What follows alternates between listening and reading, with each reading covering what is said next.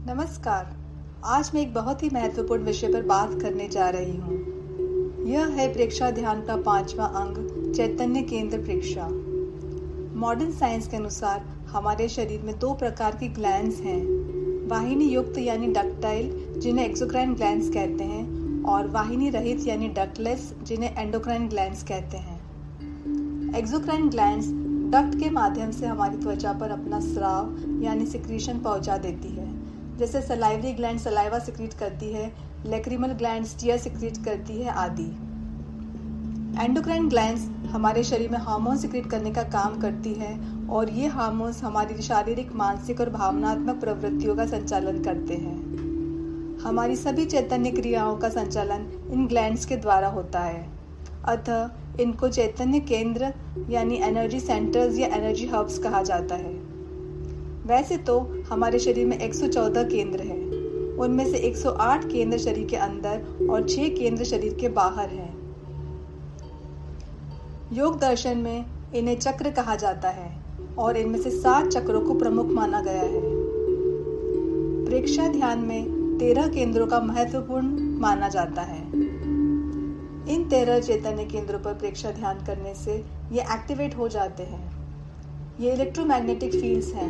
इन पर ध्यान करने और अपने अंतःचक्षु से देखने पर हम वाइब्रेशंस और एनर्जी को शरीर में फ्लो होते हुए महसूस करते हैं। इससे हमें अति इंद्रिय ज्ञान, दर्शन, वीर्य और आनंद की अनुभूति होती है। पहला चैतन्य केंद्र है शक्ति केंद्र। ये हमारी स्पाइन का बेस है, जिसे सैक्रम कहते हैं। यहाँ से पूरे शरीर में इलेक्ट्रिसिटी का ट्रांसमिशन होता है। इस पर ध्यान करने से आत्मविश्वास बढ़ता है और स्वास्थ्य लाभ होता है। योग में इसे मूलाधार चक्र कहा जाता है। दूसरा चैतन्य केंद्र है स्वास्थ्य केंद्र। यह हमारी नाभि यानी नेवल से 4 उंगल नीचे है। यहाँ पर हमारी गोनैड्स ग्रंथि है जो टेस्टोस्टेरोन और एस्ट्रोजन हार्मोन सिक्रीट करती है। इस पर ध्यान करने से सब कॉन्शियस माइंड पर कंट्रोल आता है और हेल्थ और प्रॉस्पेरिटी बढ़ती है। योग में इस केंद्र को स्वाधिष्ठान चक्र कहते हैं। तीसरा चैतन्य केंद्र है तेजस केंद्र।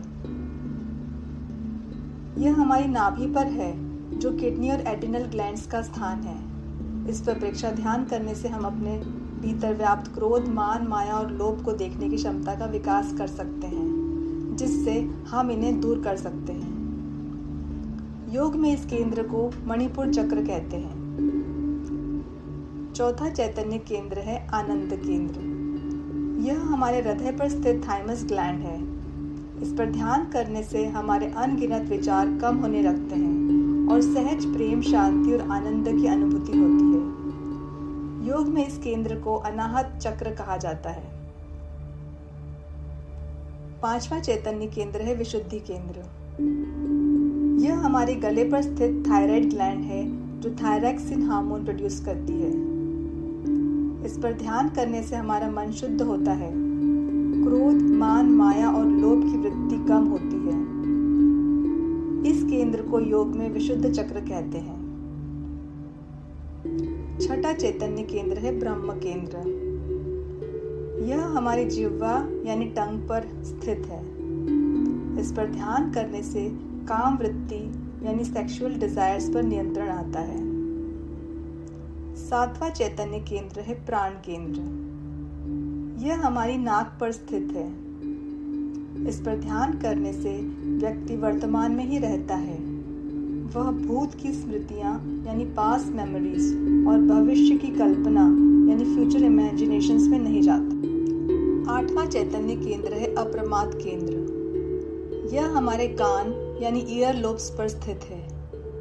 अप्रमाद की प्रेक्षा करने या इस पर ध्यान करने से एडिक्शंस कम होने लगते हैं और निरंतर अभ्यास से किसी भी प्रकार की आदत खत्म हो जाती है और व्यक्ति बेहोशी से बाहर निकलकर जागृत रहने लगता है।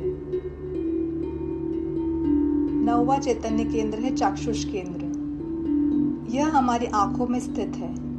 इस पर ध्यान करने से हमारा फोकस और कंसंट्रेशन पावर बढ़ता है। 10वां चैतन्य केंद्र है दर्शन केंद्र। यह हमारी दोनों आंखों और आईब्रोज के बीच का स्थान है, जहां हमारी पिट्यूटरी ग्लैंड स्थित है। और यहाँ ईड़ा, पिंगला और सुषुम्ना नाड़ी का संगम होता है। इस पर ध्यान करने से हमारे विजन, थॉट्स और एक्शन में क्लैरिटी आती है और power of decision making strong होता है।